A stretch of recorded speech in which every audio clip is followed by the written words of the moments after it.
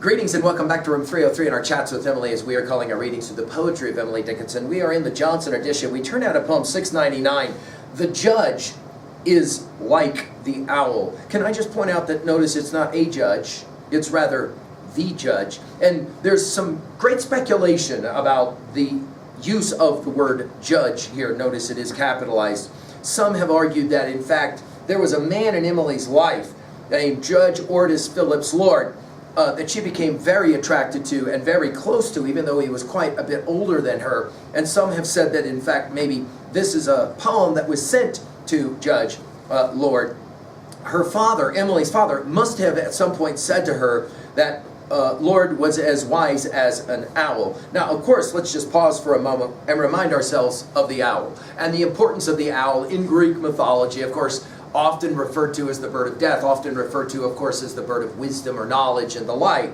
So we're gonna be playing that game. By the way, the only other time owl gets mentioned for Emily is in poem 9. You'll remember it in our study, The Owl with Puzzled Down. Now, this is one of the rare poems where Emily mentions her father, my father, and we'll be interested in the other references to that here in a bit.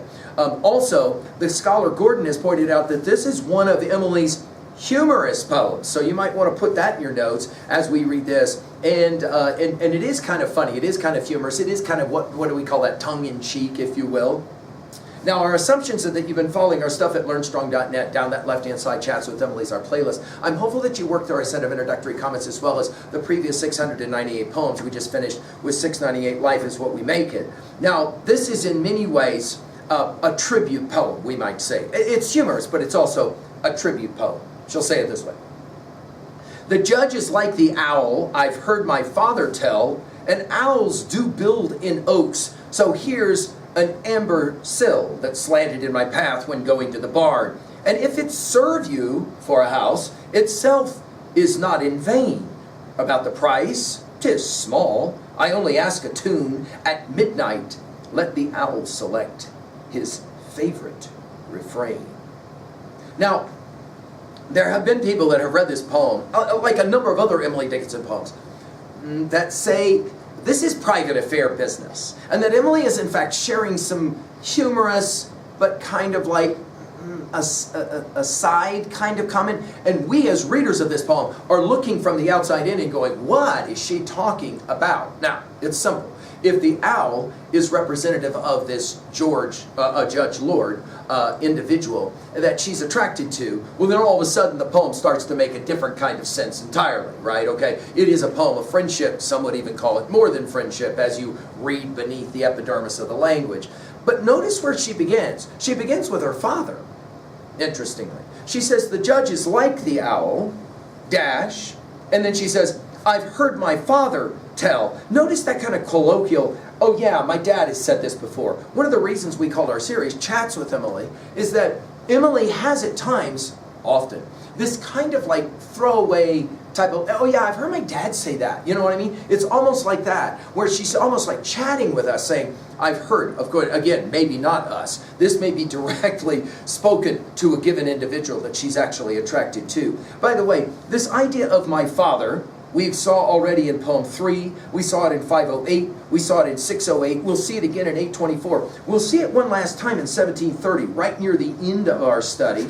And she'll say it this way, Lethe is my flower, of which they who drink in the fadeless orchards hear the bobolink.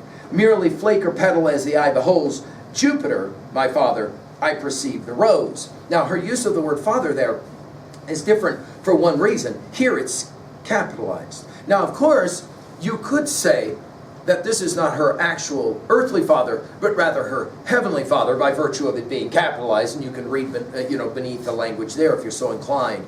And owls do build in oaks. So here's an amber sill. Now, obviously, she's making some reference to a barn and where made out of oak wood and that kind of thing. Unless you read this at another level. If you read this metaphorically, all of a sudden this poem opens up, no pun intended. It is an interesting poem then after that. That slanted in my path. Her verbs are always brilliant. Slanted in my path when going to the barn. And if it serve you for a house. Now, I'm sorry. Who is the you of this poem? Is she speaking to her father? Is she speaking to the owl? Is she speaking to the judge? Or is she speaking to the owl and the judge as the same? Now all of a sudden she's given something away. Notice she'll say it again. And if it serve you for a house, itself is not in vain.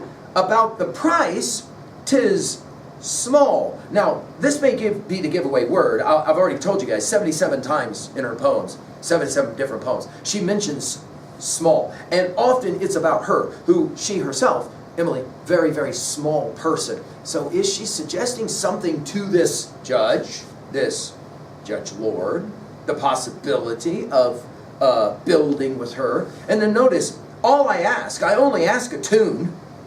Well, what's fascinating about this is that owls are not known for their tunes. Right? That's not what they're known for. Okay? They're known as hunters, right? They're not known necessarily for the tunes that they provide at midnight. Now we do know that, of course, owls are nocturnal, and therefore, maybe they do hunt at night, but they're not, do they sing at night? Well, we sometimes say sometimes. You can hear them, of course, at midnight. Let the owl, notice again, all these references to owl capitalized. Let the owl select his favorite refrain. So again, the poem can be read simply as, I would love it if an owl would come and build here close to me so that I could see the owl.